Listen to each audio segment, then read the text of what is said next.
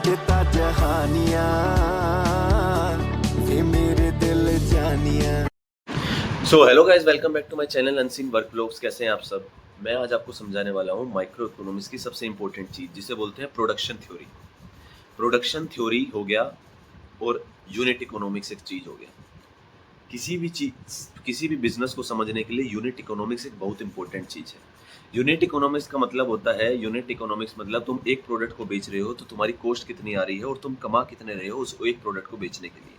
मतलब एक प्रोडक्ट की कॉस्ट, एक प्रोडक्ट के रेवेन्यू से सब उसकी यूनिट, उस बिजनेस की यूनिट इकोनॉमिक्स पता लग जाती है कि वो प्रोडक्ट इतने में बिक रहा है और इतनी उसकी कॉस्ट है और इतना वो कमा रहा है, लेबर, सैलरी और वेजेस बांटने के बाद।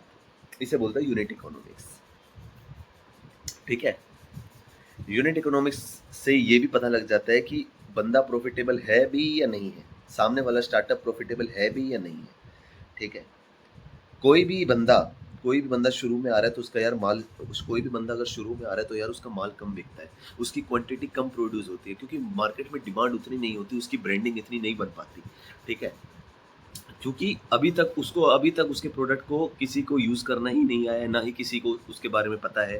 फॉर एन एग्जाम्पल, जब ऊबर आई थी तो ऊबर यार सिर्फ अकेला था मार्केट में, कोई उसका कोई कॉपी भी नहीं कर रहा था उसे।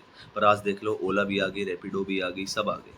ठीक है। सरदार जी टैक्सी वाला, हर कोई आ रहा है मार्केट में, पर हर कोई सस्टेन नहीं कर पाता यार, जो जितना ऊबर कर पा रहा है। कम कॉस्ट में लोगों को ज़्यादा सर्विस देना, ये ऊबर का काम कर रहा है। ऊबर ने क्या करा, ऊबर ने क्या कर दिया, क्वांटिटी बढ़ा दी। जब कोई भी बंदा अपनी क्वांटिटी बढ़ा देता है, मतलब लार्ज स्केल में काम करने लगता है, तो भाई उसकी कॉस्ट डेफिनेटली कम आ रही होती है। ठीक है। ऊबर धीरे धीरे ग्रो करता गया, उसकी यूनिट इकोनॉमी स्ट्रॉन्ग होती गई। ठीक है। अब आज वो बंदा प्रॉफिटेबल है, आज वो बहुत चीज़ें लॉन्च कर रहा है। ठीक है। तो ये तो हो गया यूनिट इकोनॉमिक्स का सब्जेक्ट, यूनिट इकोनॉमिक्स की चीज़ होगी। अब मैं तुम्हें जो मेन चीज़ है, मैं तुम्हें वो समझाना चाह रहा हूँ, प्रोडक्शन थ्योरी। माइक्रो इकोनॉमिक्स में सबसे मेन चीज़ होती है प्रोडक्शन थ्योरी। मतलब प्रोडक्शन काम कैसे करती है यार, ये मैं तुम्हें एक कर्व के बेसिस से समझाऊंगा। एक कर्व होता है जो कि एक्स एक्सिस और वाई एक्सिस पे बनता है, एक्स एक्सिस और वाई एक्सिस पे बनता है।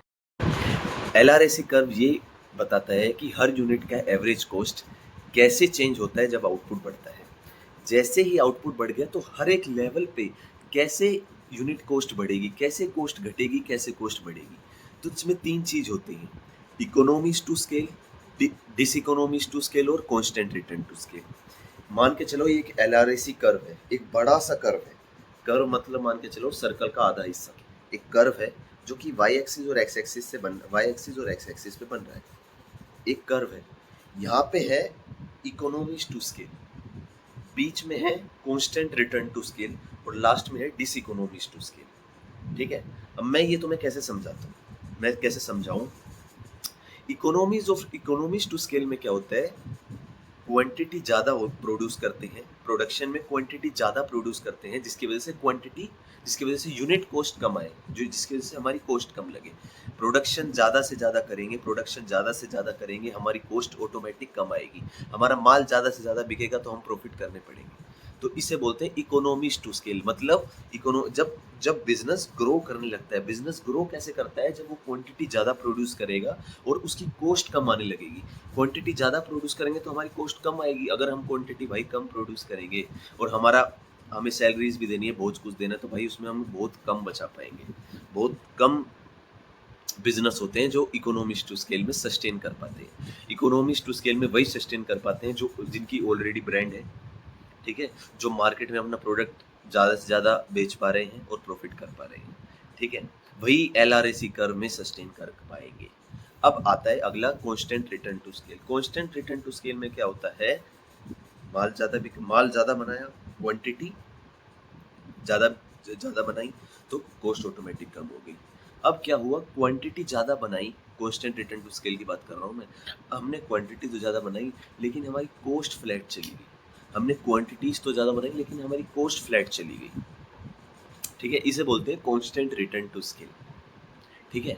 मतलब ये उन फैक्ट्रीज में आता है जब कोई प्रोडक्ट ऐसा हो जिसकी यार कॉस्ट कम हो ही नहीं पा रही है, फ्लैट जा रही है बिल्कुल भी।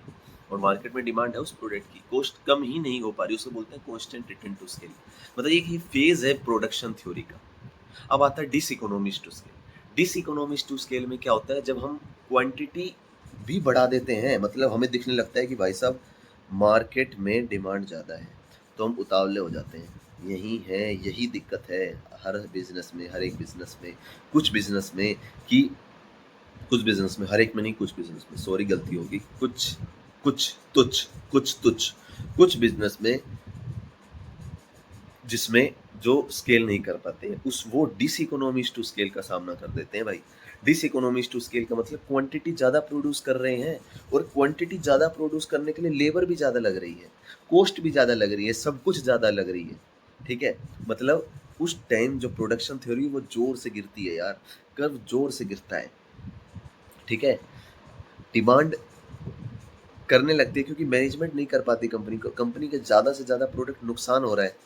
ठीक है, इसे बोलते हैं डिस इकोनॉमिक्स टू स्केल। और वेजेस जो है वो ज़्यादा जा रही है, स्किल लेबर हायर कर ही नहीं पा रहे हैं, बेकार के लेबर आ रहे हैं जो काम ही नहीं कर रहे हैं। मैनेजमेंट मैनेजमेंट बहुत डिसकंटिन्यूअस हो रही है, मतलब कोई किसी पे काम थोप रहा है, मतलब पॉलिटिक्स हो रही है कंपनी में। इसे बोलते हैं डिस इकोनॉमिक्स टू स्केल। ठीक है, तो गाइज मैंने आज आपको समझाया है प्रोडक्शन थ्योरी और LREC कर्व पे कैसे प्रोडक्शन थ्योरी काम करता है, और मैंने इन दोनों के बीच में एक यूनिट इकोनॉमिक्स की चीज़ भी आपको समझा दी कि यूनिट इकोनॉमिक्स होता क्या है।